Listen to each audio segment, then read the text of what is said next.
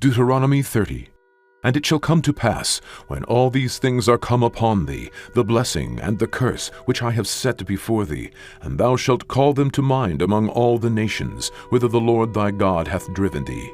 And thou shalt return unto the Lord thy God, and shalt obey his voice, according to all that I command thee this day, thou and thy children, with all thine heart and with all thy soul. That then the Lord thy God will turn thy captivity, and have compassion upon thee, and will return and gather thee from all the nations whither the Lord thy God hath scattered thee. If any of thine be driven out unto the outermost parts of heaven, from thence will the Lord thy God gather thee, and from thence will he fetch thee.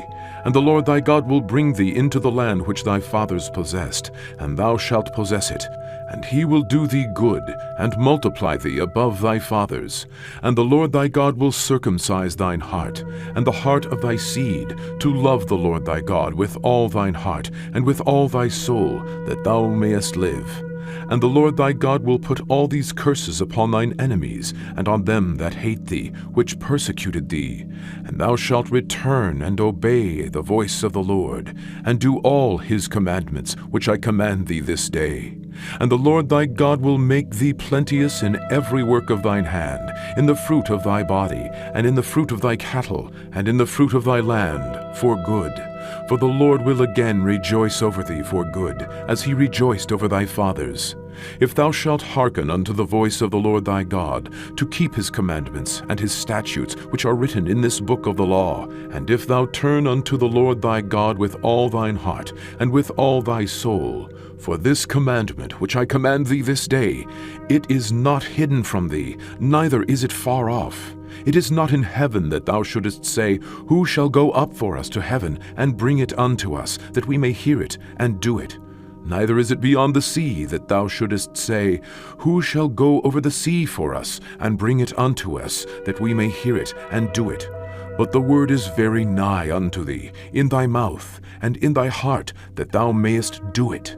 See, I have set before thee this day life and good, and death and evil.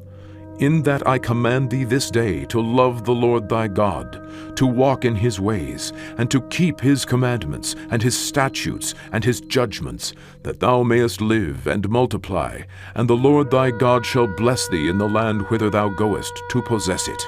But if thine heart turn away, so that thou wilt not hear, but shalt be drawn away, and worship other gods, and serve them, I denounce unto you this day, that ye shall surely perish, and that ye shall not prolong your days upon the land, whither thou passest over Jordan to go to possess it.